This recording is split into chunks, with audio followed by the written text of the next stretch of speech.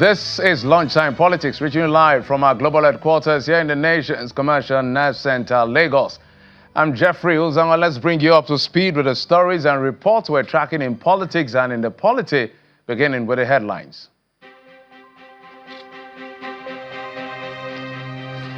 Benue State House of Assembly divided over the removal of state chief judge. Those against insist action did not meet constitutional requirement.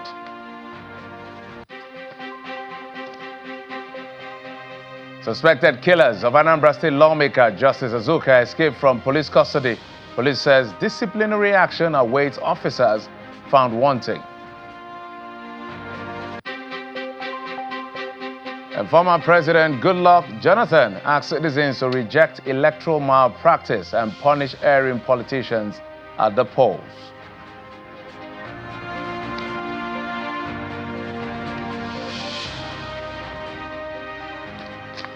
One of the focus on the program today in the conversation that we'll have has to do with the rebased consumer price index, CPI, that now reflects new numbers as far as inflation is concerned. But before all of that, and before being joined by my guest, let's tell you what we're tracking right now and is ongoing as we speak. And the Attorney General and the Minister of Justice of the Federation, Lateef Fagbemi, has described the illegal, those are the words, dissolution and taking over our local government administration by state governors, despite the Supreme Court ruling on local government autonomy as treasonable offense and should be treated as such. Mr. Fagbemi said this during the opening ceremony of the 2025 State of the Nation discussed, organized by the Nigerian Bar Association in Abuja, represented by the Director, Civil Appeals and the Ministry, Mr. Tijani Ghazali. He notes that despite the judgment of the Supreme Court and provision of the Constitution guarding against the interference of state governors in the running of local government councils, some state governors and their assemblies still continue dissolving elected government, local government councils without following the provisions of the Constitution. He also fingered attorney generals and commissioners for justice of the different states of not giving legal advice to their governors and called for a stiff penalty against any governor who continues in such illegal act. Well, that is going to be quite a conversation in the coming days because we've been waiting for this remark by the chief law officer of the country. But let's tell you about something that happened in Anambra where two suspects linked to the murder of Justice Azuka, a former member of the Anambra State House of Assembly, have escaped from police custody in the state. In a statement, the spokesperson of the Anambra State Police Command, Tochukwu Ikenga, says the State Commissioner of Police, Ikoye Erutugo, received a report that two suspects who were assisting police operatives in arresting a receiver of vehicles used by the criminal gang used the opportunity to escape. The command spokesperson notes that the CP has now deployed human and operational and intelligence assets to rearrest the suspect and has ordered immediate disciplinary action against the officers found wanting in the escape of the suspect. The Benue State, where the House of Assembly has removed Justice Maurice Ikpembese as the Chief Judge and recommended the swearing-in of Justice Teresa Igoche, who is the next most senior judge of the state, as an acting Chief Judge of the state. The House plenary became tense when Majority Leader Mr. Sater Tisa read a letter from the Governor Hassan Dalia accusing the State Chief Judge of abuse of office, tampering with the state local government election law, corruption, inciting judicial strike, bribery, and fraternizing with politicians. When the matter was put to vote, 23 of the 31 lawmakers present voted in favor of the removal of the Chief Judge.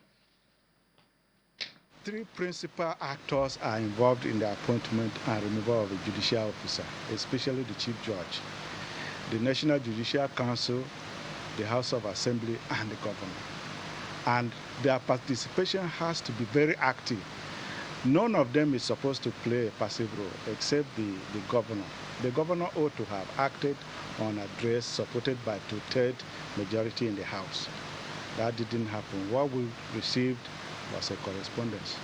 So we do not have the locus to challenge the resolution, but we know that the immediate victim who has suffered injustice as a result of lack of application of due process fair hearing will ultimately take steps to protect his fundamental human rights and to ensure that the rule of law is complied with or followed. Meanwhile, 13 members who were at plenary regrouped to reject the removal of the State Chief Judge, Justice Maurice Ekpembese, describing the voting process as a sham, saying the Assembly fell short of the two-thirds majority of 23 votes required to remove the Chief Judge. We, the undersigned members of the Benue State House of Assembly, distance ourselves from the purported removal or any action of the Assembly against the office and person of the Chief Judge of Benue State, Justice Maurice Ekpembese. This action is not only unconstitutional, it violates the principle of separation of powers and fair hearing, which is necessary for the sustenance of democracy. The provision of the Constitution of the Federal Republic of Nigeria, 1999, as amended, clearly states the procedure for removing a chief judge of a state. Section 292 of the Constitution states that a chief judge of a state can only be removed under specific circumstances and with certain requirements stated below. Let's move away from Benue politics. So what happened in the National Assembly? The Senate has announced that it has identified and corrected errors in the 2025 Appropriation Act, which was passed by both the Senate and the House of Representatives last Thursday. According to the lawmakers, the discrepancies were discovered during the final cleaning and realignment process by the Joint Committee on Appropriations. In a motion moved during the plenary, the chairman of the Senate Committee on Appropriations, Senator Diola Olamilekun, noted that the corrections primarily affected allocations under recurrent expenditure, pensions, and capital component. Our correspondent, Gloria Mozueke, reports. Just 3 days after lawmakers ratified the 2025 appropriation bill, the Senate has brought it back to the floor for corrections on the first day of plenary for the week. In a motion, Chairman of the Senate Committee on Appropriations, Senator Adiola Olamilekun, rescinded an earlier decision. That at the point of cleaning and realigning, the Joint Committee on Appropriation discovered some errors in the underlisted lines item passed by the Nigerian Senate and the House of Representatives. Some of the key budget adjustments include the Ministry of Defense revised from 2.51 trillion naira to 2.49 trillion naira. Ministry of Police Affairs adjusted from 1.225 trillion naira to 1.224 trillion naira. Total pensions, gratuity and retirement benefits increased from 950 billion naira to 1.44 trillion naira. Military pensions and gratuities adjusted from 252.6 billion to 383.9 billion naira. National Pension Commission increased from 529.4 billion naira to 804.7 billion naira. Similarly, corrections were made in capital allocations, including reductions in the budgets for key ministries, including the presidency, reduced from 144.4 billion naira to 142.7 billion naira. After every appropriation process, you could have some errors. Thank God they are very meticulous and they've been able to discover these errors at this point, before the budget is even passed. I mean, before the president has sent to it. For the stress we have taken you through, as chairman of the committee, we say we are sorry, but it's just that we have no other choice than to go through this process. That we rescind the decision on the affected items, the long title has passed, and recommit same to the Committee of Supply for immediate reconsideration and passage. Say aye. Those again say nay. The ayes have it. As the Senate reviews and corrects its errors, the House of Representatives is also making simultaneous realignments. From the National Assembly, Gloria Umezuke, Channels Television News. All right, so that's what played out at the National Assembly yesterday. We'll be joined in the program by the CEO of Center for the Promotion of Private Enterprises, CPPE. Dr. Muda Yusuf joins us right here in our Lagos studio. Doctor, thank you so much for coming on the program. Thank you very much, Jeff. Maybe we'll start from what happened at the National Assembly. So they said they were doing cleaning and realignment, harmonizing the budget yesterday between the House of Reps and the Senate, and they found some errors. They needed to make some correction, but the body of work has not changed actually. It still remains 54.99 or so trillion naira. And maybe your thoughts on that quickly before we get to the issue of the CPI in rebasing. Well, I think we must commend the speed with which the deliberations were held to ensure that at least they pass the budget in record time. Of course, during the budget defense, there were all sorts of issues, all sorts of complaints, especially around implementation of capital projects. I don't know how far they have been able to go in resolving that, because it has become a recurring issue year in, year out. I was shocked. One of the key agencies of government said they got only 5% of their capital allocation. I mean, what, in 2024? Yes, in 2024. What are they going to do with that? And that was a common thread across practically all ministries. So I think there's a very important need to close that gap, that gap between what is appropriated and what is actually released for purpose of implementation. Otherwise, it affects the credibility of the whole process. Because when you have an appropriation, you must have some level of confidence around it, that at least 70, 75%, 80% of it will be implemented. So what do you think was responsible? Because there's this bragging right of we generated, customs say we've exceeded, which is the premise for increasing customs target for the year. Yeah. So where were these releases not done? Or there are specific ministry that just suffered more than the others? Well, we can't rule that out because in that ecosystem, some ministries have more influence than others. Some ministers have more influence than others. So you can't rule that out. Okay. But I think the basic thing, first, from what you are hearing at the hearing, I mean, what the things that were coming out at the hearing, first was, I think, issue of bureaucracy, because many of them kept accusing the Accountant General's office of delays, of this and that. Then maybe also challenges of funding. Maybe there's a gap between what we hear that has been generated and what is actually in the kitty. So we need to close that gap to bring some credibility to the whole process. This is the president's second full year as president of Nigeria. That's 2024-2025. So let's get to the big one that we're discussing today. That has to do with the rebasing of the CPI. And there are a few things I want you to touch on. Of course, maybe your first impression, because we've been trying to educate Nigerians that using the word decline and drop is not necessarily a good description, because the references are different in terms of periods, from pricing to weight, even to the size of the basket. Maybe you highlight that for us for a moment. Well, I think we have to, first of all, we need to come to the understanding that whether it is decline, whether it is drop, whether it is a reduction, when inflation numbers reduce, it does not necessarily mean that prices have reduced. Inflation is the rate of increase. If you bought something at, say, 10 naira, maybe last year, and this year you are buying it at maybe 12 naira, then the rate of inflation is, I think, maybe 20%. If the following year you are buying it at maybe 13, maybe an increase of maybe 10%. So the issue is that it is the rate of increase that inflation measures. It doesn't say that, or it does not imply that prices have dropped. When prices drop, we call it disinflation.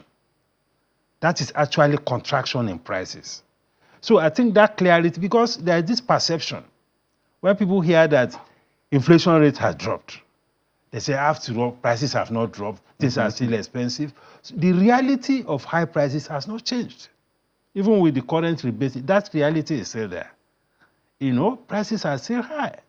Energy price, transportation costs, food price, and all of that. Those prices are still up there. So there's a distinction, or there's a difference between a reduction in inflation and a true contraction in prices, a reduction in price. They are completely different things.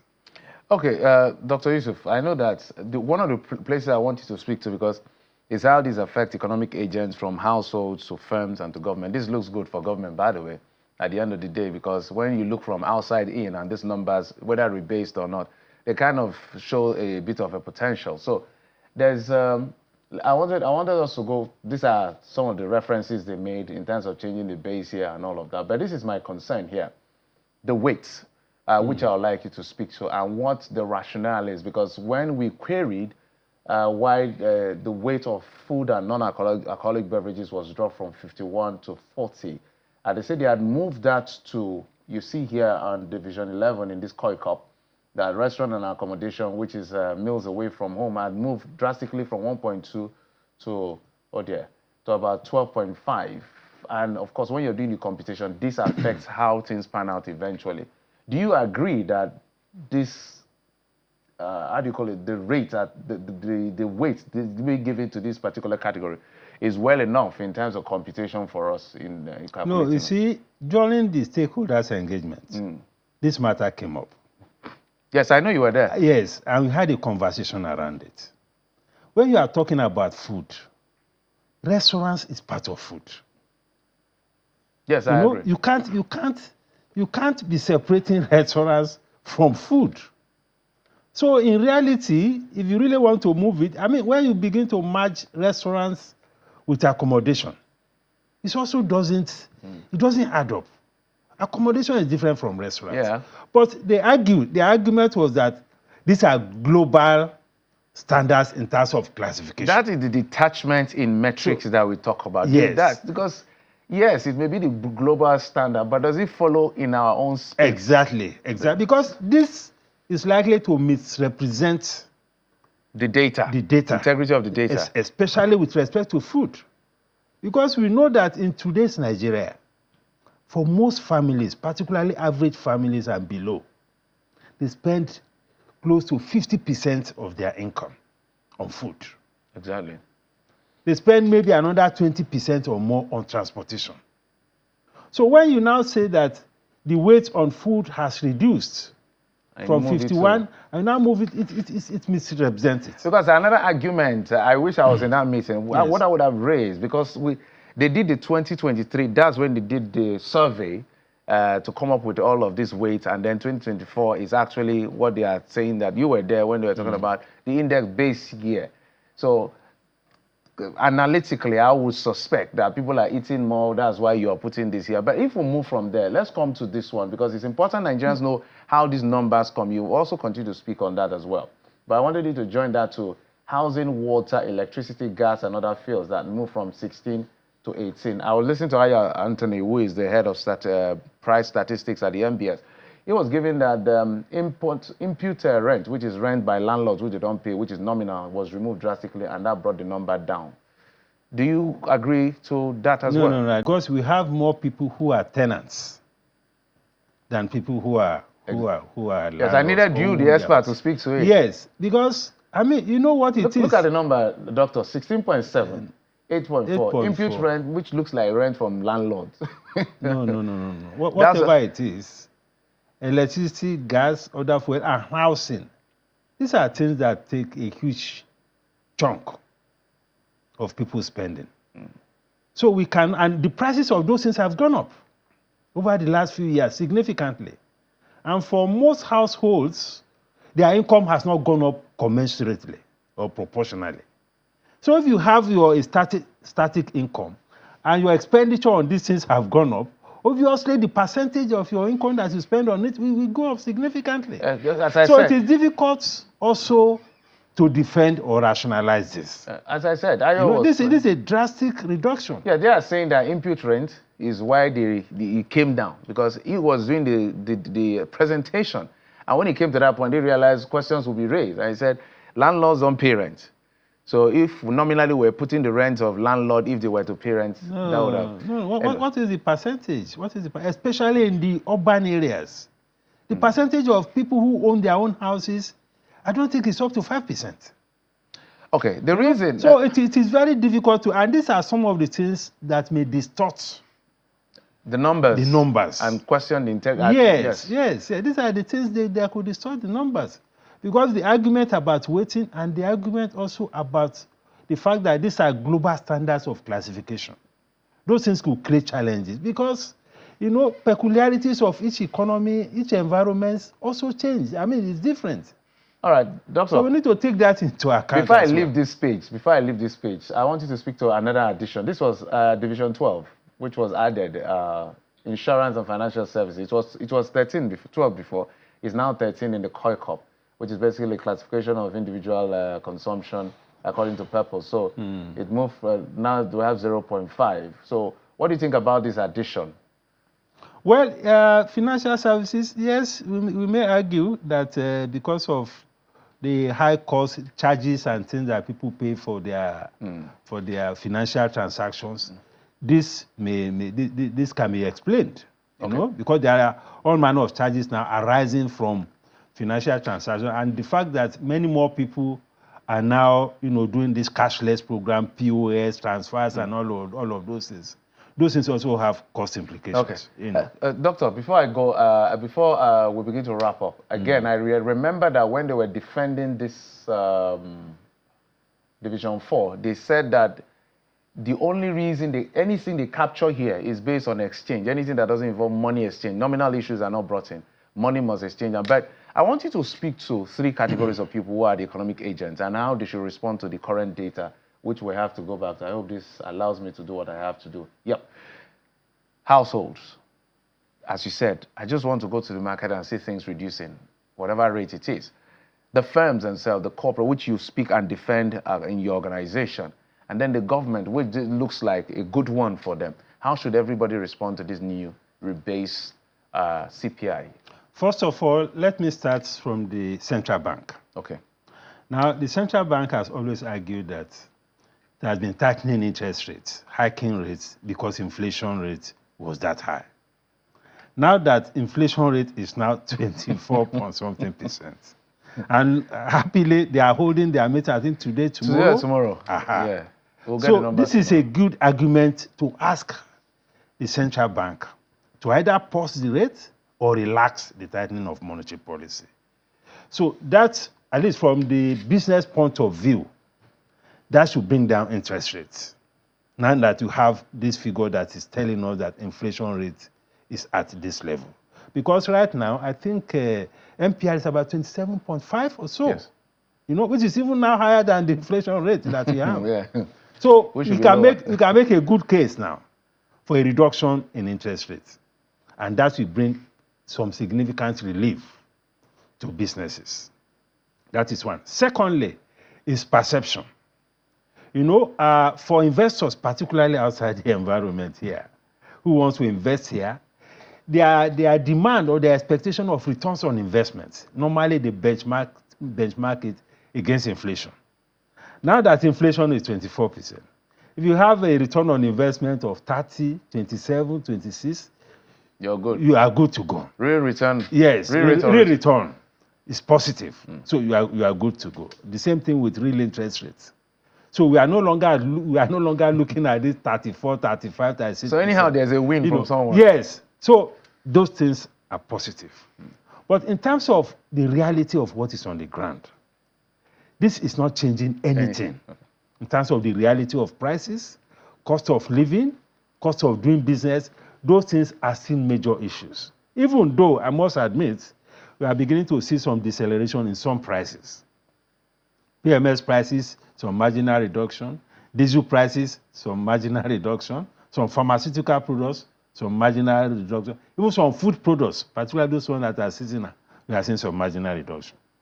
So from an economic policy point of view, government needs to do a lot more in terms of reducing energy costs, transportation costs,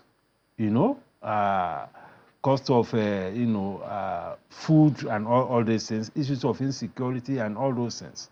Because those things are still very, very critical issues. And even the FX rate, which is also very critical to driving costs. That's the biggest, that's the big monster in the room. Yes. So there's still a lot of work to do. Because what Nigerians desire actually is a reduction in price. Not this academic discussion about inflation has dropped, it hasn't dropped, it is a rate of increase or something. Doctor, let me ask you a question. Yes. Because I have seen money, people having money in this country, and you're asking yourself, okay, maybe I'll be saying I don't have money, not there's no money in Nigeria. Because when you see some money that people have, like, we're still in the same country. So what are we having as a problem? Is it that we have money, but income distribution is poor? Because that in itself is protected by the Constitution. Section 16(2) of the Constitution says that the government must put in policy ensuring that the wealth, means of production, and the wealth of the country is not concentrated in a few individuals or groups. So what exactly is this is maybe an off-taker question. Is it we have money, but it's in the hands of few people, or we really don't have money? What are we dealing with in our country? No, I think it's a question of growing or increasing income inequality. You know, and the government has a major responsibility to fix that. Because even with all these challenges of high inflation, high prices, you'll be shocked at the way some individuals still buy things. Yes.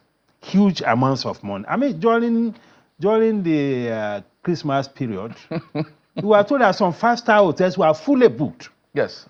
Fully booked. A, B, and B places were booked for 3 months. Yes. In this same Lagos. Where people were struggling to eat, to buy chicken for Christmas, complaining about a bag of rice and so on. Doctor, that's how so it's a major issue of inequality. It's a conversation we should have. It is a major conversation. Yeah. Because we cannot have a situation where you see there's some level of improvement in the economy and the level of poverty and this disparity in income is increasing. All right. So it's a major policy. Doctor, I have to bring you back for us to talk about income inequality. It is very important. I will benchmark it on the Constitution because the Constitution envisages that it will happen, and it has told the government you must not allow it happen. Exactly. Dr. Muda Yusuf is the CEO, Center for the Promotion of Private Enterprises, joining us right here in our Lagos studio. But just before we go, let's tell you that former President Goodluck Jonathan is urging Nigerians to reject politicians involved in electoral malpractice. Dr. Jonathan gave this charge at the official launch of 2 books by the former Inspector General of Police, Solomon Arase, in Abuja.